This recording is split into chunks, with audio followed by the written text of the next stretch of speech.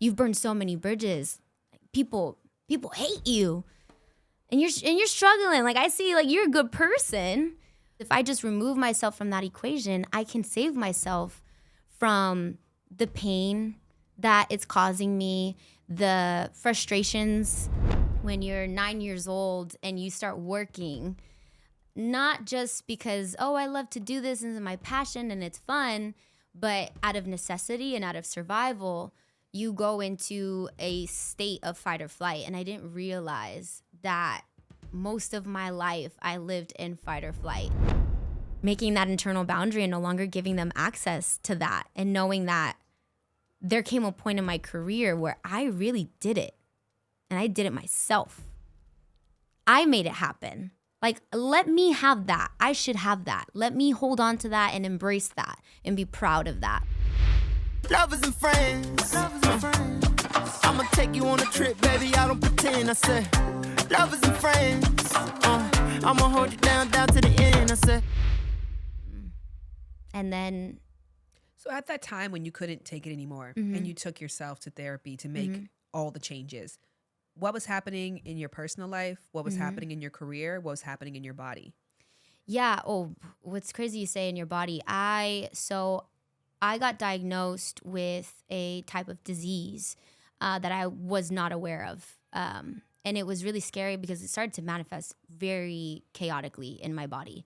And we're talking everything from like crazy inflammation in like my joints, in my brain, which was also affecting my mental health. Inflammation that was causing like even my GI tract to go out of whack. So like the right side, this is the turning point for me, was the right side of my body like felt like it was numb, like it was just tingly. And it was painful. Which is a sign for a heart attack, nah? Right, I know. But so all the time. Don't go on the internet, y'all, when something's happening. Because I'll tell you, I was like, I was terrified. And what was crazy was this is happening to me. I'm experiencing these physical symptoms.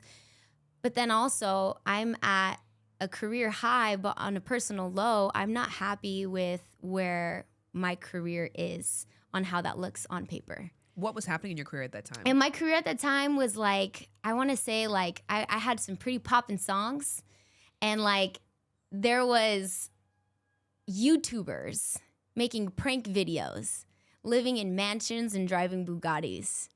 And I'm still living in Inglewood. Like, you know, like I feel like I'm still struggling. And so I was like, I'm performing. I'm showing up at 100%. I'm doing every single radio show you could think of, doing all the promo.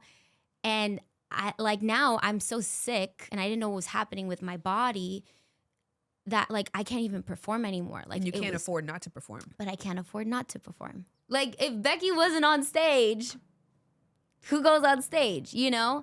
If Becky doesn't do the award show, who's going to do the award show performance? So that I think for me was like just an immense amount of pressure that I was feeling at the time. And so then when my body starts, like I said, kind of rejecting the commands under, you know, high stress situations. What does that mean? Like left leg move and it's like, No, literally. So like it was painful to hold my microphone up.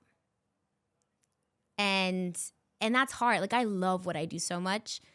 And so it was frustrating to be in such pain even before I walked onto a stage, knowing like I just got to psych myself out and give it everything I got and hope that the adrenaline of it all gets me through. But then it would, and then the crash would be pretty severe.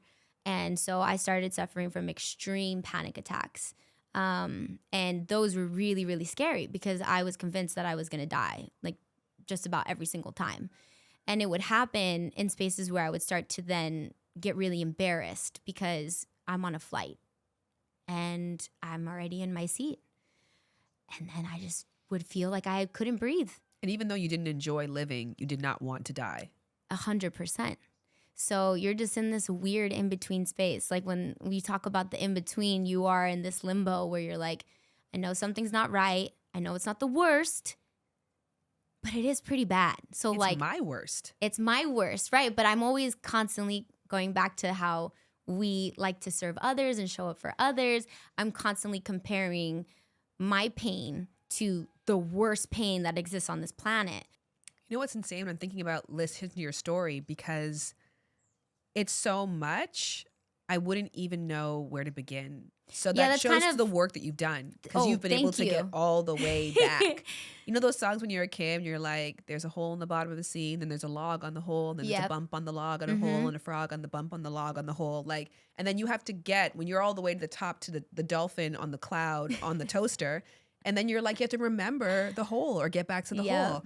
And so when you're at this place where your body is failing, your romantic relationships are failing, your relationships around you, you feel you don't have a safe space, your arm is falling off. Yeah. Like you're melting.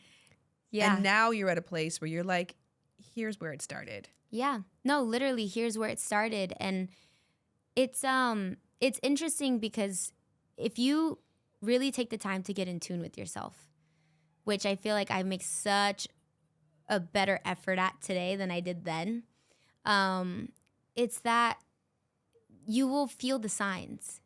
You will see the signs. I wasn't taking the time to feel, and I wasn't taking the time to really acknowledge what was happening. And so I feel like that's what I mean. My body was going haywire and rejecting the commands, because it was like my literal nervous system was like, you cannot. And my thinking brain's like, this is what we do. We're so good at it. Yeah. And so being around people, like who you surround yourself with, is going to be so important in that process, because there will be people who, now that you're no longer serving them in the ways that benefit them, might look at you differently or might feel some type of way about that.